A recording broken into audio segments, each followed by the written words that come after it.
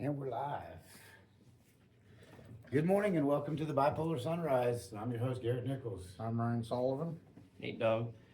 Yeah, we had some trouble. My phone's memory has been used up. I think I got enough of it cleared out to where we can have at least an hour's worth of conversation today and maybe catch on some of the things. I don't remember what we talked about last week. It was a good one. It was good. The week before that seemed to be too. You only have good ones whenever the camera's not playing. Right. So, how was your holiday weekend? It was good. Saw my brother and sister-in-law and spent some time with mom, and that was about the extent of our holiday weekend. It was good. Really beautiful weather. 70 something Christmas Day and the day after. Mm-hmm. Went down to my folks' house, and my nieces and nephews and sons and daughters, were all down in southeast Kansas when, back in the day, I don't know when it was, many moons ago, when the ice caps were melting and glaciers had broken loose from the ice caps and started working their way across North America from Canada down.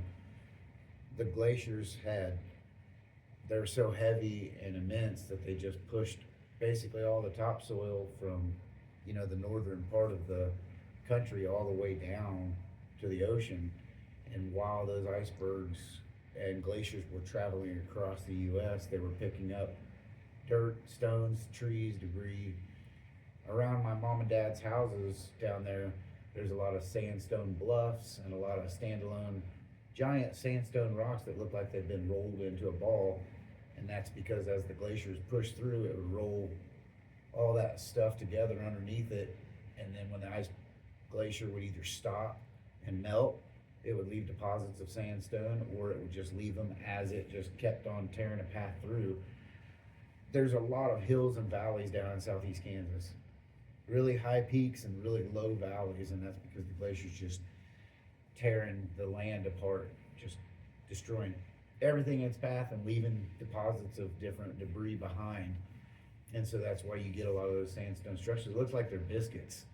It's just layers of rock because it's been so compressed on top of each other through extreme pressure and movement of the ground that it's left these sandstone cliffs and deposits and balls and squares, and they're just everywhere, and it looks almost like they're man-made. You look at some of these rocks and how is it shaped like this? And it's just either the erosion of water as the glaciers were melting, water running over that sandstone, which is a fairly soft rock, and forming it. We found one that looked like the pelvis bone of a person.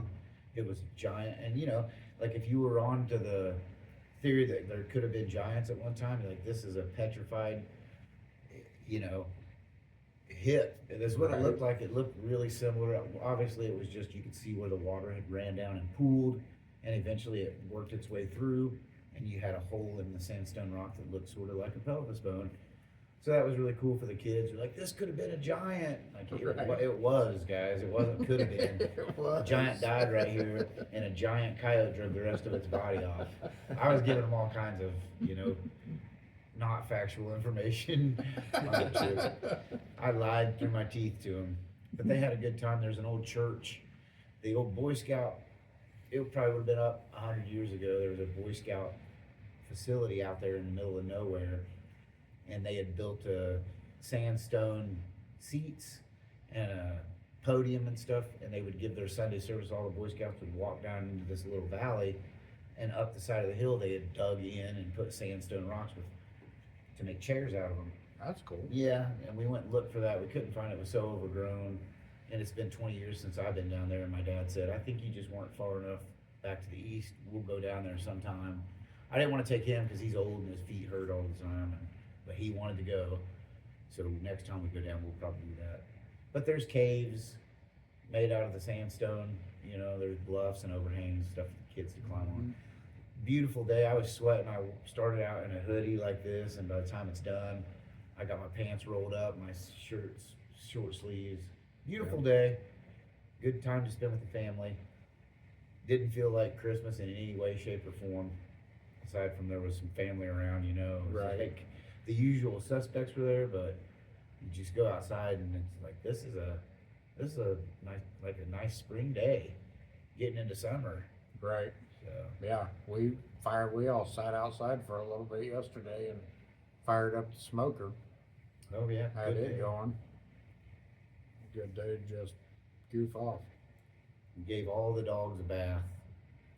Took all the dogs on walks.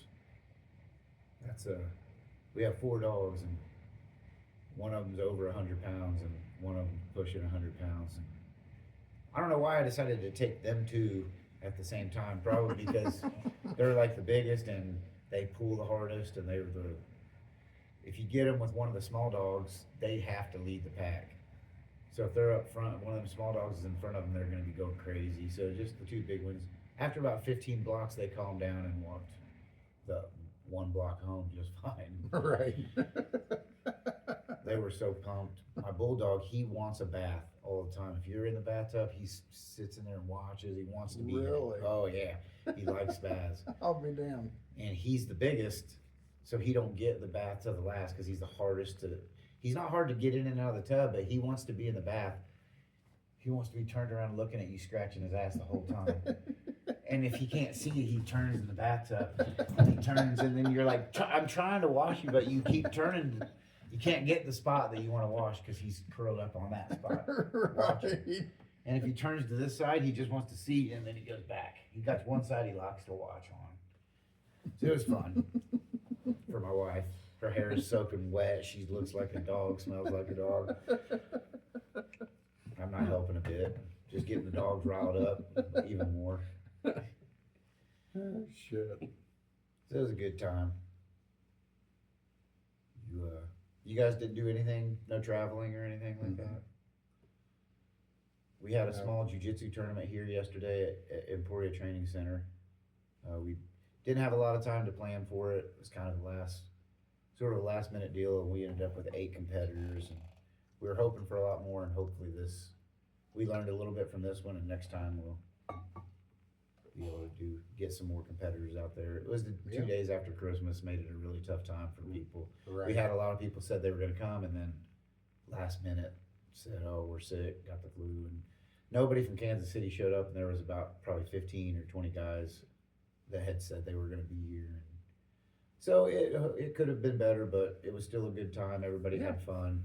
Well, good. Little prize money for some guys to come travel on the holidays and get some work in. We did an open mat afterwards. So it was a lot of fun. I had a good time. Other than that, that's about sums up I had 4 days off work in a row. That was Nice. nice. Yeah. Hell yeah. That's always nice. We worked Christmas Eve, but we got off the day after Christmas instead. So I think everybody liked that. Mm-hmm. Worked really well. You guys got plans for New Year's? You gonna party hardy, bring in New Year's with a bang? Probably be at home, listen to music and stuff like that, but I don't see us getting too crazy. I've kind of grown out of my wife and I may go do something. I think my kids are still at my mom's house and they'll probably be there that's what my mom said. She's like, well, we'll keep them through the new year. I'm like, what? What's wrong with you? Like, she has all the kids. She even went and got her husband's sisters, so his nieces and nephews, went and picked them up from Wichita to bring them up to hang out with my kids because their cousins on their side are all going home. They went home yesterday and they went and got them to spend a week with another part of the family. So they're getting played out. My mom, of course, spoils all the grandkids. They love going down there because Right. she never says no. You know, can we go to Bartlesville, Oklahoma? To the mom. Oh, okay, I wasn't doing anything today. She's right in the middle of a big project. Okay, I'll drop everything and take you guys and buy you a bunch of shit. She's the epitome of a grandma. Yeah. I was like, maybe you could have used about maybe a 2% of this when I was a kid. Right. Did you ever think about remember I was your actual son? It was just tough love with you and me. What happened? It's only love with them. There's no tough in I there. remember having the same conversation with my dad. I'm like, who are you? Right. Like, I don't know this person. Oh, they're not hurting anything. I'm like, you would have beat our ass Oh. if we'd have done the same thing. Even Oh, if you would have don't thought worry about it. Like, Dad, I'm thinking about going outside and throw some rocks. Boom, backhand. Like my grandkids, like, Dad, I broke the window out of, or Grandpa, I broke the window out of your truck throwing rocks. Like, good shot, son. Right. Like, what? Good shot. Yep. My ass is still sore from the whipping I got. What? That's a strange Yep. dynamic when you. I think two things happen, probably more than two things. But when you get older, you start to. I mean, I'm sitting on the porch with my dad this weekend. My kids are out riding the side by side, and we're out watching in the pasture. We're sitting on. He's got an old. It's an antique. It was his grandma, which would be my great grandma's. One of those chairs that it's a bench seat, but it rocks. You don't have to hang it. And he gave it to me. He said, "I've given your sister some stuff when they moved out to their farms, and you don't have a farm. What you got? You want this?" And he's restored it, repainted it. And I was like, "Of course I want this. It was grandma's. Right. Well, we got to get a truck, or he's gonna have to bring it down sometime." But sat out there and watched them, and he gave me that, passed that down to me. That was pretty cool.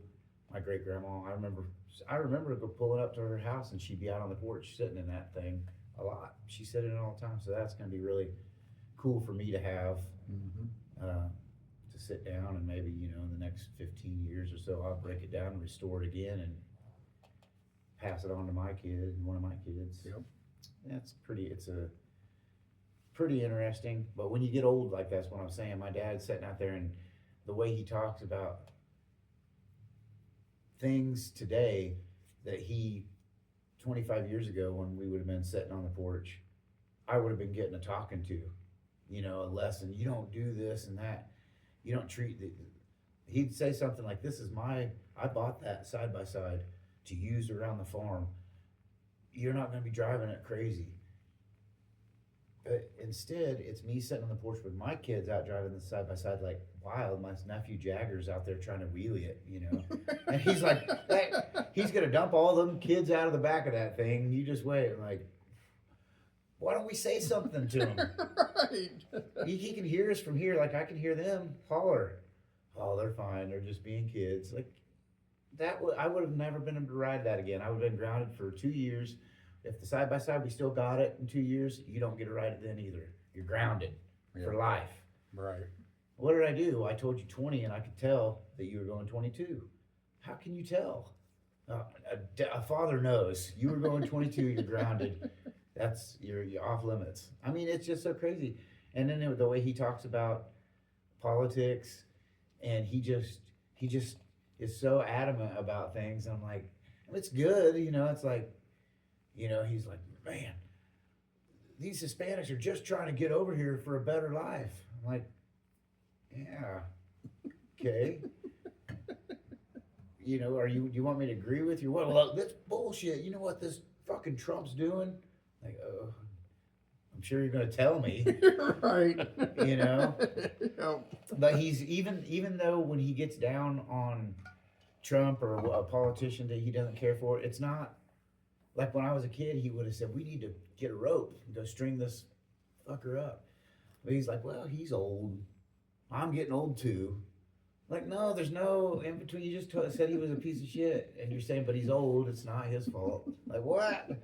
But he just, as time goes by, things that were important to you that you might have really got some fire under your ass when you were young, it's not important anymore. Yeah. Like, I've got to prioritize what I give a fuck about, because if I get too stressed out, I'm going to stroke out right here. Mm-hmm. That's literally, I mean, my dad's he's in his upper 70s now, and he's still out cutting wood. He's still out, but he can't. He's like, I can go out for a couple hours in the afternoon. It's what I love doing. It's peaceful and it's my time. But I'd like to go out about noon and cut wood until 4 or 5 in the afternoon, and I just can't do it anymore. Mm-hmm. And so he prioritizes what he's going to do that day. Which is like, I know I need to cut a little wood. It makes me happy. He doesn't need to cut any wood. He's got money. There's no reason he's not selling it. He's just clearing timber for his cows. It's just, his priorities have completely changed. And along with that comes a lot of, I guess, compassion and understanding and and it gives you perspective on what's really important. Like, I'm not gonna yell at my grandkid that I don't get to see more than twice a year over driving a piece of equipment that I've got Right. paid off. And even, what do they get? What's the worst they could do? You know, no worse than what he's already done. Yeah. You know, he's worse than the kids with that equipment. He paid for it, it's his. He's wild. He tells the kids not to spin the tires on it, then he gets in there and shows them how to do a donut. Look at this. You know, like, all right, well, good. Lead by example, Dad. Great word. But it's great. I see it with myself too. I don't care about things I used to care about. I really used to wanted to be that image. I wanted to be everybody to know I was a badass and a tough guy, and I just assume people don't notice me as, you know, for anything. Not like that. I don't want them to notice because I'm tough. Notice because I held the door open for them when their hands were full or something like that. Would be way better. I'd rather hear a story of, yeah, this guy, I was downtown, my hands were full, dropping boxes, and he held the door open to help me get my boxes in. Then, man, I saw this dude with tattoos on his face, and I walked around him. He didn't hold the door open for me. What a jerk. You know, I already got a bad image, don't want to make it worse. So, you know, you get older, you get wiser, that's true. Have you experienced stuff in your, Nate, as you've been getting older, that you were able to be a little more humble, and, or what's your experience as you get older? How has it changed you? Oh yeah, I've definitely experienced not caring as much. A lot of things that used to bother me don't bother me anymore. It's like, what's the point? Yeah, I mean, even in like emergency situations at the hospital, it's like I know exactly what I need to do, so the adrenaline's not there anymore, and so Sure. it's Endorphins releasing from a bunch of, you know, intense moments. yeah, so it's just like, just do everything I need to do, get it done, and that's something that was new.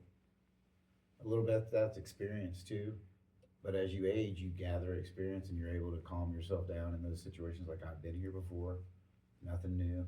To where a new guy might be bouncing off of the walls, trying to figure things out, panicking almost because this guy might die or whatever the situation. When you're like, well, he might, but if we calm down and do everything right, he'll live. I've seen it 1,000 times, you know, or whatever the situation. Yeah. What about you, Ryan? What's your experience as you get older? I think the needing to, I don't know a good way to put it, like hanging out with people. Like before, it used to be, I didn't want to be alone. I needed to be, you know, either here or with a buddy, or, man, I'm missing out on something. Sure. What am I, you know, that FOMO, that fear of Right. missing out. Fear of missing out's a real deal. And I've noticed that doesn't have a hold on me anymore. I'm perfectly content with being at home, reading a book, being by myself. Probably a little much, too much the other way at this point, where I don't want to do anything now, you know, Yeah. like, and do you want to do this? I'm reading, or, Their you know. kids might walk across the lawn. I want to be there to yell at them. Right. You know? But you know, that Things to do. like you and your dad were doing, sitting on the porch with Tabby. The three of us sit on the porch a lot, and I enjoy doing that. Yeah. I enjoy watching the cars drive by. I never understood my grandparents. Mm-hmm. They'd sit on the porch and they're like, "Oh, well, we're just watching cars," and it's like, what? Well, now I do it, and I'm that guy that's like, that car's driven by 3 times now. Wonder why they keep driving by. Yeah, Who is that? They live on your street, you know. Yeah. People out doing Are they normal casing day-to-day us? shit. What are they doing? That car doesn't normally park there. Yeah. Was that a You grocery know. bag in the back of their car? Do you think they went to the grocery store? You know? Yeah. And Tabby's like, well, I don't care what they did. Right. Like, thanks for noticing. But I think that part of it, where I've got to be doing something or hanging out or even sleeping, you know, you'd go to sleep and it's like, man, I wonder if anyone's doing anything, or, you know. That was my whole childhood, I think. Not childhood, but even early adult. Is I was always afraid I was gonna miss out on something. I'd be up at fucking 4:35 in the morning, completely dressed, hair fixed, Yep. smelling good, by the time everybody's ready to do stuff, I'm tired now. Right. Because like it'd be like 9 o'clock at night, and I'm like, ooh, guys, unless we get something going here, I'm gonna pass out. Yep. Because I got up at 6, and I'm going around the house picking up, that night after a party, picking up beer cans. There's still half a beer, drunk a little bit from the night before, chug that beer, Yep. getting ready to I want to see what's going on, and nobody's doing anything. Yep. And so now I'm trying to create something because I'm up, and everybody's like, dude, like I'm like, but I'm awake. Yeah. And what's going on? What's going to happen? That's so strange. And it's not just me. It's not a phenomenon that's like exclusive to me or you. It's a lot of people do that. I work with a guy.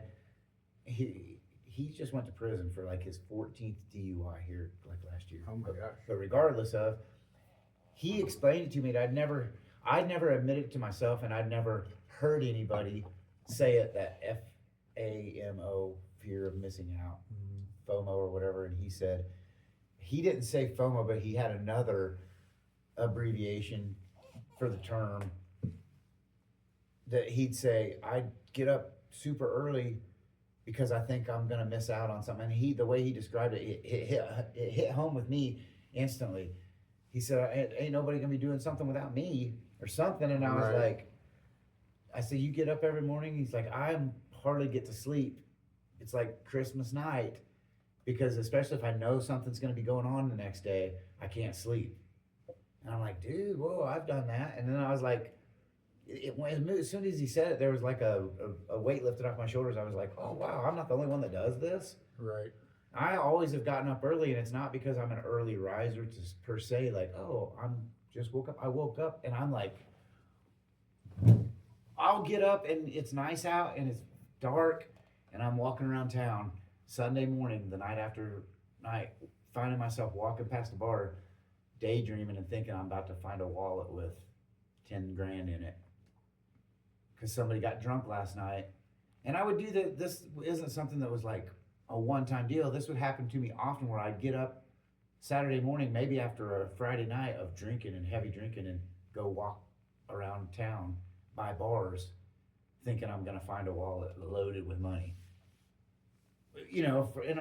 For whatever reason, or Sunday morning, or I'm walking around, like, I bet this path from the bar a bunch of people took back to the college. I'm at Stinger's on the corner. Like, I bet you a bunch of people walking, I bet you if I walk, I'm going to find a wallet loaded with money.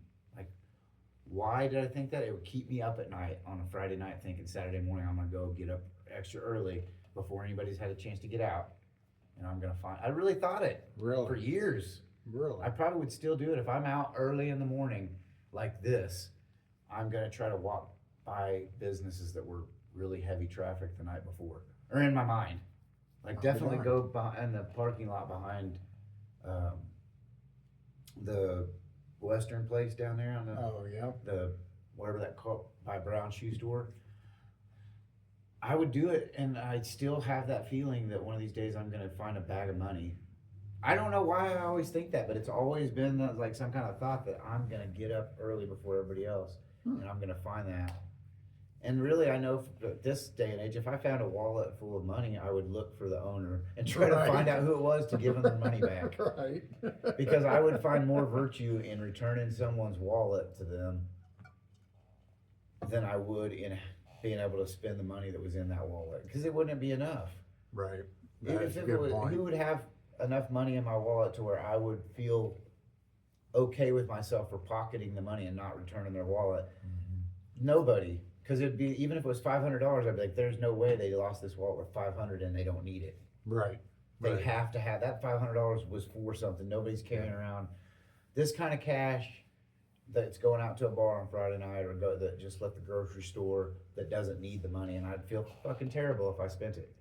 But 25 years ago, me and my friends would have been partying Saturday night. And that's probably what I was thinking. I'm gonna have money. I'm gonna treat all my friends to a hell of a time tonight when I find this wallet Right. that I'm never gonna find.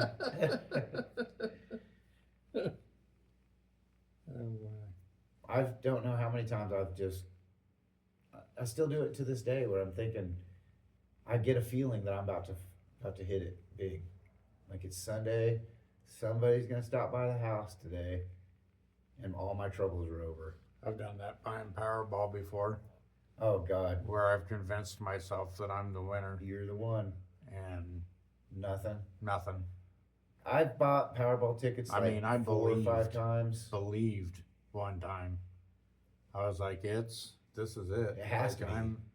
I am the winner. Like the feeling inside of me was like no doubt. If you told me to, well, then bet $1 million of that you're gonna, I'd have done it in a heartbeat. Like I'm a Because you were winner. convinced. I am winning this tonight. I've been there too, and I hit 0 numbers, not even one number. Right.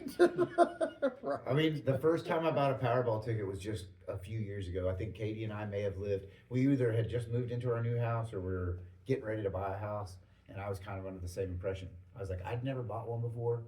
All these years, all these suckers that go in there and they'll buy 10 of them a day. We had a guy at work that would sit every day at lunch break, and he'd buy Powerball tickets before work, and then or the day before, whenever, and he'd peel them out of his wallet, and he'd be checking the Powerball numbers. They used to play them across the screen on the TV, and he'd sit there and check his pet, never win. And I thought, because of all the suckers like that, I've never bought one. As soon as I do, it's bound to happen. Cheers. And I was Yep. pretty convinced. I wasn't as convinced as you. I was like, finally, my break's here. I was even thinking about what I'm going to spend the money on, which was outlandish stuff. I would have been broke, within a few days. Yeah. But I thought about it, and then I waited. I waited till the Powerball's numbers came out. And I remember I had a smartphone, so I knew it was then. I checked the numbers, and I was like, this can't be right, because not even one number matches. And so I'm looking through, and then I'm checking with Google, typing in, how do you verify that you're Powerball? And they keep sending me the same website. And I'm like, this can't be right. I'm like, fuck. And Katie's just like, God, you're such an idiot. I told her I was winning. I was like, I've never bought one. Oh. And now I've bought like 3 or 4. Like, I'll think about it on a Wednesday, which is the day that they draw. Mhm. I'm like, all right. And then I'm sitting there with that fucking ticket in my pocket. And the only thing I can think about is if I win this Powerball, I'm not going to have to worry about work. Yep. Like, my employer got ripped off the day I bought that lottery ticket, because all I did was sit around thinking about what I'm going to spend my money on instead of doing my job. And then I wasn't worried about my job, because why would I need to worry about this Yeah. job? Because I've already won the lotto, and I've never won. Yep. My wife bought me some scratch-offs for Christmas. Nice.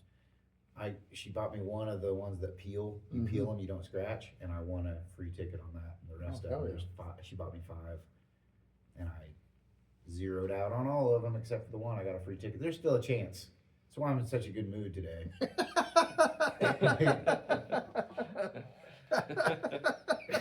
There's still a chance.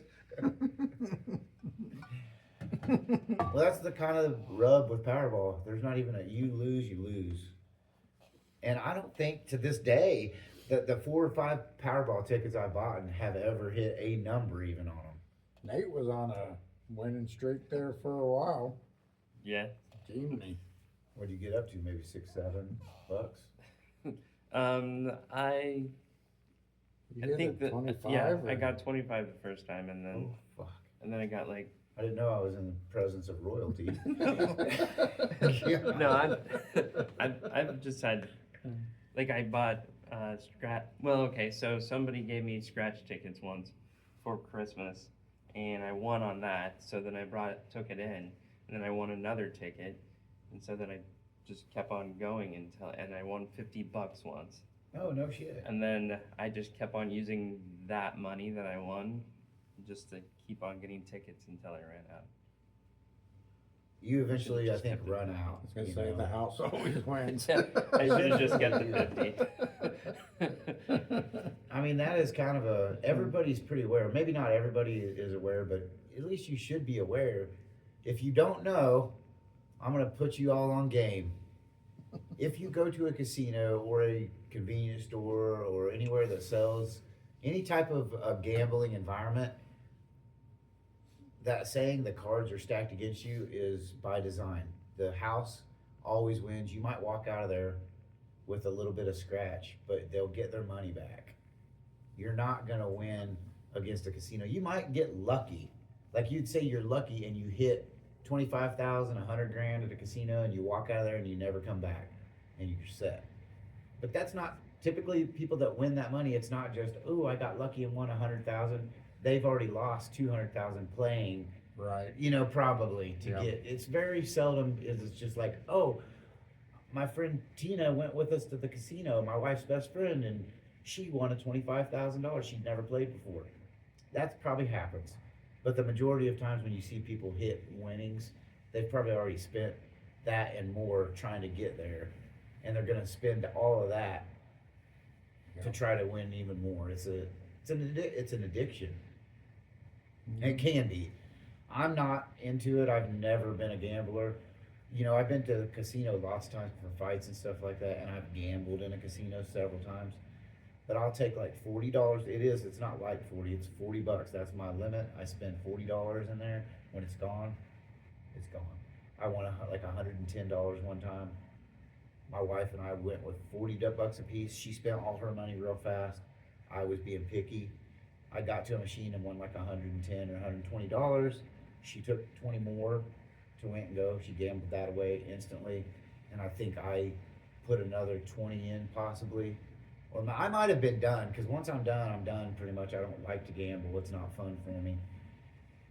We walked out and even Steven essentially because the money that we had spent before the $80 that we had spent, and then the 20 I gave her. I believe that I had $80 in my pocket when we left, which is what we kind of had allotted for one another. Mhm. She spent an extra 20, so she spent 60, but we still came out basically even Steven or me with a little bit of cash in my pocket. Right. And that was the biggest win that I'd ever had, and I kept most of the money because I'm just not. I know if I would have put that 100 back in, I would have got zero back. Mhm. I'm just not like $100 isn't much. It's enough to get you to spend that 100 back and then dig into your pockets a little bit deeper. Because $100 is nothing to that casino. They'd give me 100 to play just to get me to spend some of my own money. But they do, that sports bet stuff. Mhm. They give you a $500 credit, and then you bet on that. And if you lose it, then I was almost only 1 point away. Dig in your pocket. Now you put up 500 of your own, and now the casino didn't spend any money because it was just ether money. And then you put your actual cash in there, and now they got it. Yep. Yeah. There are people out there, there's like 2 of them in the whole entire universe that understand gambling really well and are able to. Well, most casinos won't allow them in because they figure out the algorithm really quickly. There's a guy, he used to have tattoos all over his face and stuff, but he's been getting them laser removed. Young guy, maybe in his 30s, and he's like really big in the scene, and he's been banned from most of the places in Vegas, but he's still able to go and gamble, and he's on these big high stakes poker tournaments and stuff. I don't know if he plays poker or blackjack. I think he does a little bit of it all, but he's a genius, super intelligent with numbers. He just looks like a fuck up like me, he's got tattoos on his face and all over his hands and ears are tattooed, and he just likes to have a good time, and he's really smart, but there's like maybe him and a couple other guys in the whole world that are good at gambling, that understand it Right. and know when to hold them and know when to fold them. It's not a gamble for them. They are like, okay, I'm playing not the odds, but I'm playing the statistical odds. Like this isn't gonna hit. I've counted the deck, already in my head. I've counted up. There's 52 cards in. I know there's 4 of these, 4 of these, 4 of these, and I've seen them. And I'm not. Nope, no bet. And then they're okay. Yep. Very few people like that. Be a curse, wouldn't it, to be that smart? Yeah, I think it would be. I wouldn't know anything about it. Me neither. I'm just as average as I think you could probably get. I think the struggle would be immense, with being frustrated all the time. Not be able to talk to people. Right, trying to talk to people, but you gotta dumb it down so they can understand, Yeah. and the frustration levels have to be through the roof. I think that's why super smart people come across as egotistical, but I think a lot of the case they're not snotty, or they just have learned I can't talk to you, Right. so why bother? You Yeah, know? it's not really, it'd be very difficult for them to find an engaging and stimulating conversation. Because more often than not, they're probably having to explain what they just said to you. Or, I don't know, Yeah. some people are arrogant and like that. I would say Neil deGrasse Tyson is one of these that loves to make you feel stupid as he's explaining something, that type of situation. But this guy, Nicky, I think his name's Nicky something, but I don't think he doesn't come off as that way at all. He's like the most down to earth guy. You wouldn't know he was smart. Matter of fact, you'd think he was dumb, and he'd just be letting you think that. Mhm. And he's pretty humble about it too. It seems I've never met him in person, but I've seen him in podcasts and interviews, hours and stuff of him talking, and I think he's a pretty genuine dude that knows he's smart as shit, and he's just like, I'm just like you guys. I think that's why he's got the tattoos and everything. It's like he's so much smarter than everybody, but that's his way of like fitting in. Because there's no way, like the people that he could fit in with, they're nerds to him. Right. He's a cool guy, or I say nerd and cool, but you know what I'm Right. saying. He doesn't want to hang out with Christopher Walkings or whatever. Who's that? Zachariah Sitchins. You know these guys that are that's not the right guy. That's the anyway somebody that's smart.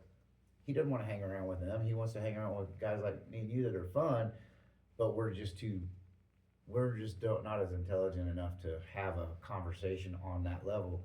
So he brings it down to our level and turns it into a good time. Yep. It seems like, but I bet you're right. Have you ever tried to talk to somebody that has low IQ Mm-hmm. and you don't have like super high IQ, but it's high enough over them that you're just like, and they're serious, and you're like, what? Right. And they're being serious, and you're like, no, you don't think that. Right. Right. And then like you look back to a conversation you had with somebody that was really intelligent, and you're like, oh, there's levels to this shit. Yep. Oh shit, I'm this to somebody else. Holy cow. Well, like I went to school with a kid. We were best friends growing up, and he moved to Manhattan, and he ended up working for K-State, helping to try to find a cure for cancer. Oh really? And it's like we lost touch, but I think it's because he had to find like-minded people, like the Ryan that was a cut up and that wasn't pleasing to him anymore, And I remember being butthurt when we first lost touch, but then over the years, I've thought of it, and it's like, well, hang out with Ryan, hang out with like-minded people. Yeah, it was a no-brainer.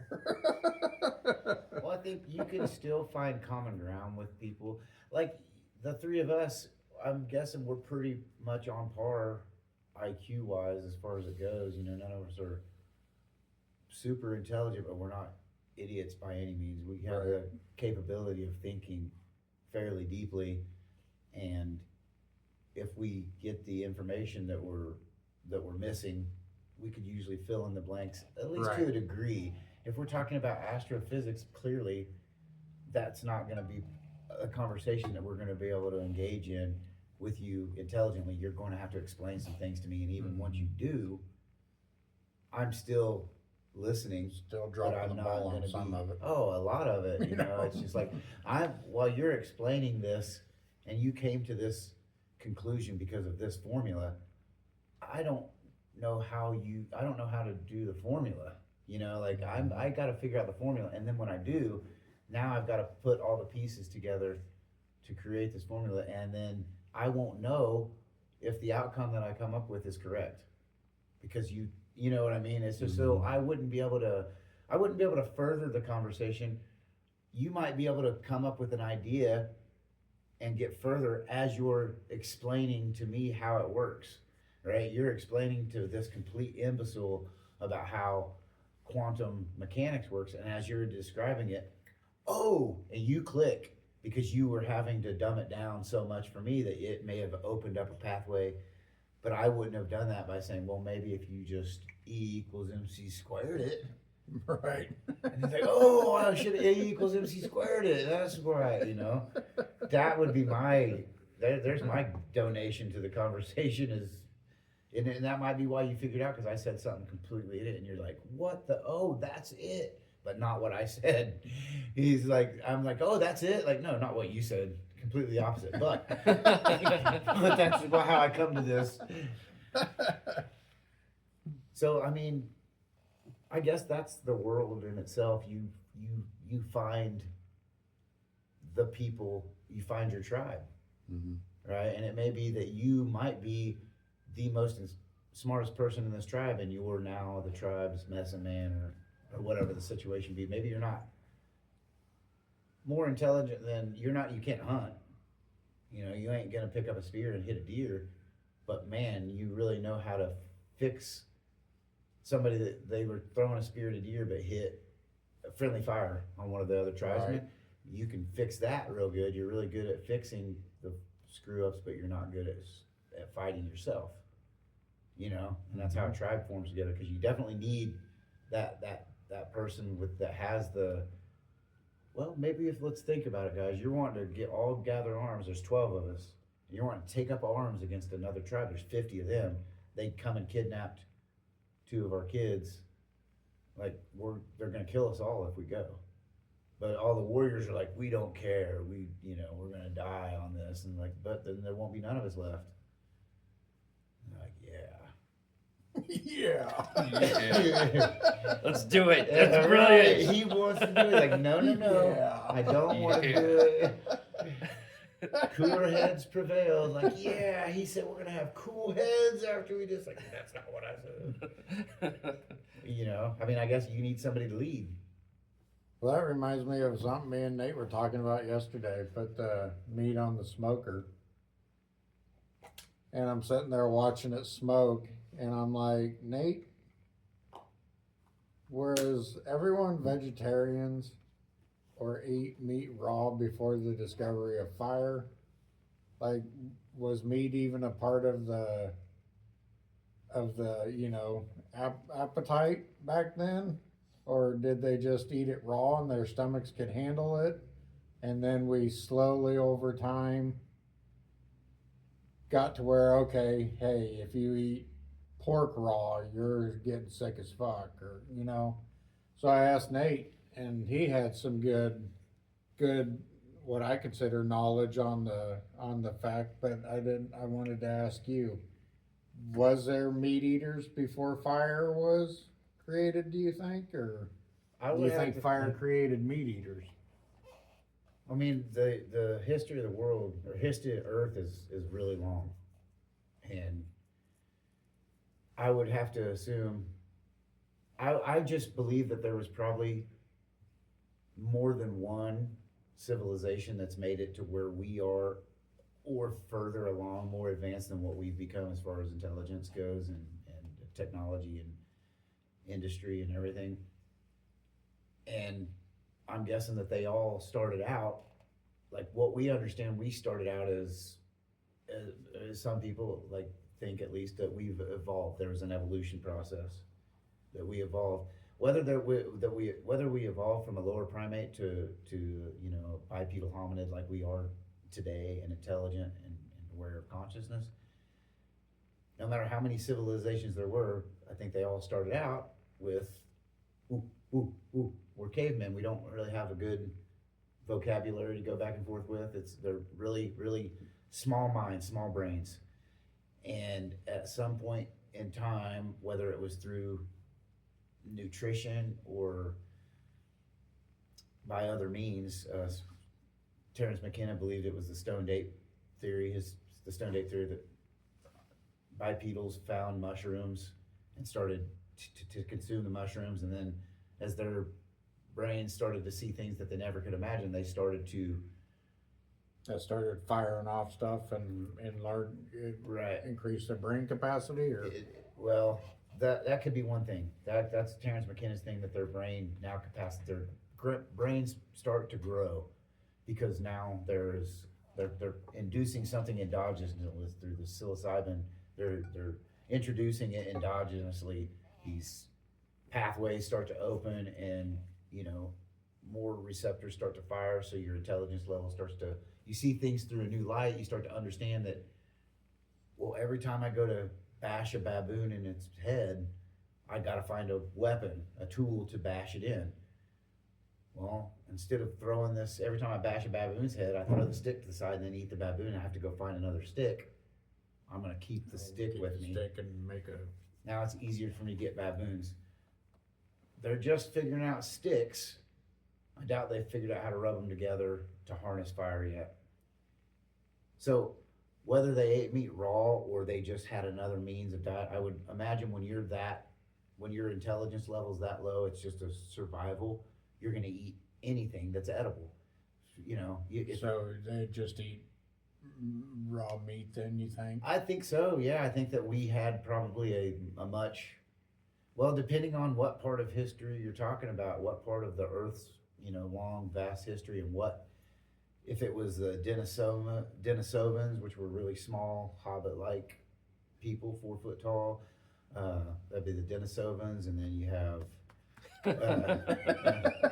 Nate's ancestors. He may be able to speak to this better than I can. But whether you have Mahoma lady, what's her name? Mahoma lady. But there's different species that we found over the years at different, basically, stages of evolution. And I think at some point in time, humanity, maybe several different points in time, humanity figured out how to not only create fire, but at least to harness the fire, take it from one place to another and being nomadic, keeping the fire going. I think that they discovered that meat was more calorie dense and foods were higher calorie dense through lightning strike and forest fires, to where a forest fire may have swept through a forest, leaving behind small rabbits and deer, that then these lower hominids, small brained hominids would come through and eat the deer, and now it partially was cooked. Not only did they figure out that this charred meat tasted better, but that it also unlocked nutrients that weren't available. They weren't bioavailable to the human body when they were raw. Once they cooked them, they're like, man, this tastes good. And they figured out that they could run a little longer. They could think more without being tired, because now their brains have energy. Well, I think at some point during this time as well, there was a mutation in genes. So I don't think just a nutrient dense diet can make your brain grow and your body grow, but I don't think that it can make your intelligence level grow. I think that there has to be some sort of a gene in your body that splits and allows access to more of the brain. Because if my body, we breathe right now, we're breathing, we're not telling ourselves to do it. We don't have to think about it to breathe. If we hit water, we don't have to think about holding our breath. Your body naturally does these things. You see a spider, you jump. So eating more food and bringing more calories into the brain isn't going to make you smarter than that, but will allow, I needed to reserve the calories to think. Because taking a math test for 30 minutes is just as much as running on a treadmill for 30 minutes, calorie-wise. I can't afford to think so much and think about getting tools and gathering these things, because I'm going to be tired and I need those calories to chase down an antelope. I don't need to be thinking. But now that my brain has the calories it needs all the time, now it can start to not only grow, but these genes that may have popped up and said, hey, let's mutate and make your brain expand a little bit more. That gene might have made itself present whenever there was a calorie deficit. They were barely getting by. So the gene pops up, but that gene can't mutate to make your brain expand because there's no calories there. So the gene pops up, throughout evolution, and this gene's like, hey, let's get smarter. And then the gene looks around and is like, well, I'm starving to death. There's no nutrients here. So the gene goes away. But then that gene, 30 years later, expresses itself again in the human body for expansion of the brain. And now we've harnessed fire, and we've got a calorie-dense diet of meats, nuts, roasted to make them more calorie-dense. And then now the brain, that gene expands. Boop. Oh, we got our first. Now this guy that was walking on all fours is like, hey, feels better to walk upright. I can chase things faster. I can climb better. I can do these things. His expansion of his gene, now it's monkey see, monkey do. the rest of the tribe's like, oh, walking upright. So their brain starts to expand through nutrient dense spaces, and now they have somebody to show them the way. So I think it's like nature and nurture through our development of how. I don't think I just explained like 30 minutes of something that I don't know any of what I just explained.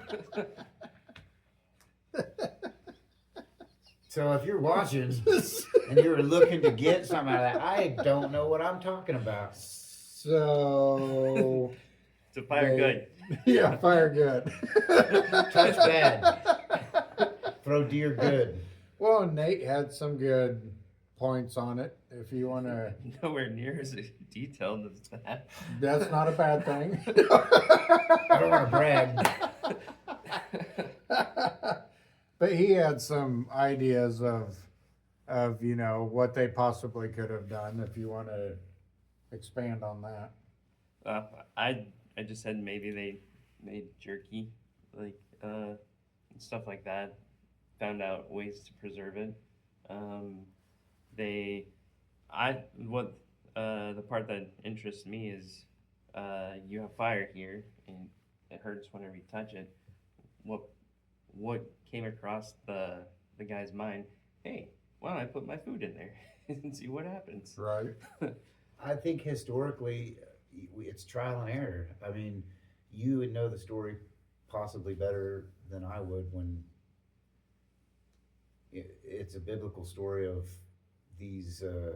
this tribe of people were in the desert for 20 years, 40 years, just eating moss or something like that. Their only nutrition was manna.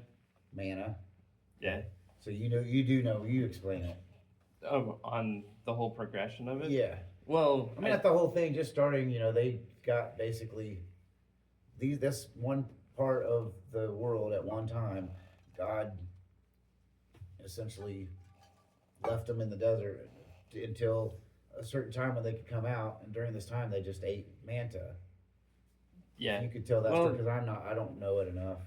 they had other things to eat too, but for the So most you part, have honey and and sometimes quail would come down and they would eat the birds too. Right. It was whenever they got tired of manna. But I believe it was every morning, manna, God would send manna, and explain what manna is. it's just basically it just bread, some sort of bread kind of stuff from heaven that just appears in the morning and It'd be like mushrooms is what I always thought of it, because mushrooms pop up overnight. They're there every day. Can't really explain why they grew so fast. That's what I always thought of manna being. Just so people can understand, is just some sort of a fungus that grows. I mean, and they, whether call it what you want, but something that grew, essentially it would be there in the morning and they'd have sustenance. It would keep them alive. And they had rules like you could gather as much as you wanted during the week, but well, I believe you could only gather as much as you needed during the day or go bad the next day. But on like Friday or Saturday, I think it was Friday, just the day of rest, you were supposed to gather twice as much so you didn't have to go out on the Sabbath. Right. And then magically it wouldn't go bad that day, but it would go bad all the other days. Right. And then God would send wind to cause quail to land in the middle of the encampment, and they would go out there and grab that whenever he was sending quail to them. So I don't. The point is They that didn't have I to am cook trying to anything make except from for the his bird. story is they just ate what they had. So when you don't have anything to eat, you eat what it is. There was some group at some part that you could look up the story, and I'll probably butcher it like I do most of them, but essentially there's a certain bark of a tree that's poisonous to humans if you consume it. But they would take this bark, and there's a painstaking process that they would break this bark down through boiling water, through setting it out in the sun, But any time throughout this process, if you consumed this stuff, would kill you dead until the final process was complete. I mean, and it was like you'd have to look up the story, but it's easily accessible on the internet. Is just to find the story of they would peel the bark off the tree, then take the inner layer out of the bark. They would boil it, and then they would set it out on logs, and the sun would have to dry it for a certain amount of time. It couldn't be too dry or too moist.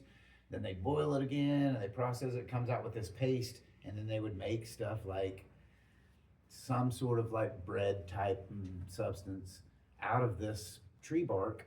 But any time during the process, if you thought, no, I'm gonna not quite, you're dead. So unless it was ready, and this is what this specific group of people ate for long periods of time.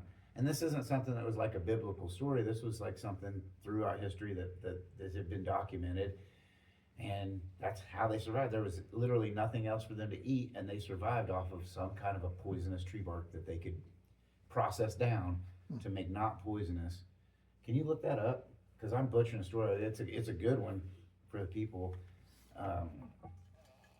for people listening, to get a factual story. But I mean, the point is, while he's looking that up, is I think that people probably would eat whatever they could. So if the meat was raw, it'd still make them survive. They probably had way more bacteria in their stomach to break down whatever diseases or things that you can get from eating raw meat, which they recommend not to consume it for us at all. And that's probably because our bodies have adapted to not. We cook food for centuries now. Right. And right. if you don't cook it, still to this day, there's a chance that you'll get parasites and who knows what. Pork is a really bad one. Yep. And so I think probably a lot of these, like even messages that come from the Bible, like don't eat pork. Well, at the time, it's just better you don't eat pork. Even if you cook it over a fire, like if you don't cook it through, you're still, you're gonna live, but you're gonna have suffering because of tapeworms or, whatever parasite you Right. might consume. But I think over time they started to figure out too, like now that we're cooking this meat, nobody's getting sick. And it probably took them a long time to make that correlation to where we're eating this meat, our stomachs are full, and we don't get up puking our guts out the next day or crapping ourselves silly because we cooked it. And they're like, hey, maybe we should cook it more. And then they probably are like, no, we don't have a fire, we'll just eat it raw. Everybody gets the stomach aches and stuff, and they're like, oh. And they're like, nah, we're not doing this without fire anymore. I would imagine. Yeah. They would carry tenders around with them too. So like when they leave one camp to another, how are you gonna carry fire? So there's like these giant mushrooms, and I'm not sure what they're called, but they're like a felt material and they're super thick. So they would take some embers out of the fire and put it inside this big dry mushroom, and it would smolder inside there, but would burn really slow. And they would carry that mushroom in a pouch, and then when they get to their next camp, they'd break that mushroom out and knock some coals out of it, make a fire, put the mushroom out, and then whenever they were ready to leave for the next camp, put some coals in the mushroom, have a tinder with them so they could just start a fire in the rain or whatever. You'd have to be really. You think that's how we became so intelligent, through diversity. Like you don't get smart when somebody's hand feeding you apples all day long and Right. meat and stuff, and you're fully like, oh, okay, I don't need to. There's no need for me to go and try to innovate. It's already been done. So that's probably why there's such a big. It's so hard to innovate and do something new. Our population's grown so much, and you can see what somebody's doing in Abu Dhabi right now. Just open up the internet and go to YouTube and type in Abu Dhabi, and there'll be a live camera somewhere, and you can watch people just doing stuff in Abu Dhabi. Yeah. Same with the United States. Somebody in China can just get on the internet and look at a live feed of Emporia or Chicago, Illinois. Somebody's got a camera set up and they're just doing a live feed. People go watch it. What do you got, Nate? And nothing popped up immediately, so I'm still researching. Could have made up the story.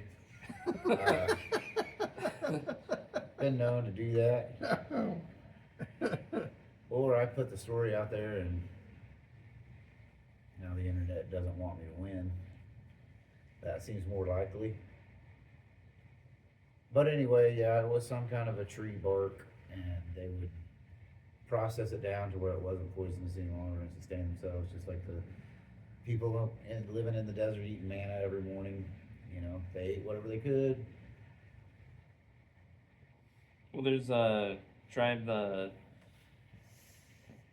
lost it all. The Sami people, or get back to that. But the point is, there have been people throughout history that have found a way. You know, like you're in a forest, there's no animals around. Did I tell you guys this before? That if you only eat rabbit, say you were on an island and it was just full of rabbits, but there was no other food source, and all you had to eat was rabbits, you'd starve to death. I remember you telling us that.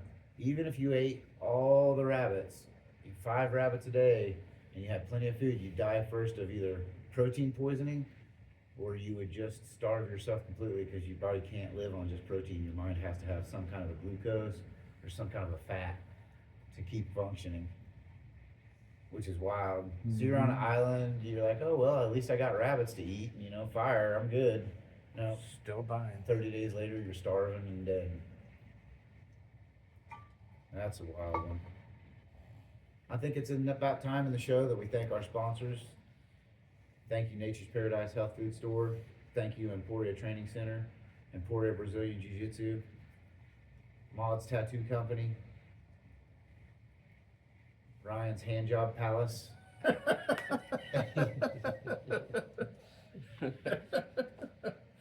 It's not open yet. Ryan's gonna run everything by hand till they get some prostitutes in there. Oh, Did you end up finding anything on it? There's a couple parts that said there's no historical evidence of anything like that. Yeah. Sometimes people lie. Sometimes the computer does. Yeah, I'm thinking it's the computer this time because I heard that story somewhere. It was super cool. Well, anyway, that was interesting. Another interesting thing, I just reread an article. Not reread, it was a new article with the same lady that, just a different interview. They essentially brought back the dire wolf. You guys heard about that? That's been going on for over probably a year now. That Yeah. They've had these wolves. They've essentially been able to genetically, they took the DNA that they found from an ancient dire wolf and then spliced that into a gray wolf of some sort. So it's not technically a dire wolf, but it technically is also. It's got the same characteristics, traits, habits, and they took the DNA from I don't know where they got the DNA, an old bone that they found. They extracted the DNA and figured out how to tape it onto another animal and make it into something else. And they're doing that with like the woolly mammoth. I think they're going to try to crossbreed it. They already have with an Asian elephant because they're the closest DNA left to, I don't know how they do it. But I thought that was pretty cool. They made a woolly mammoth mouse. So they made a woolly mouse.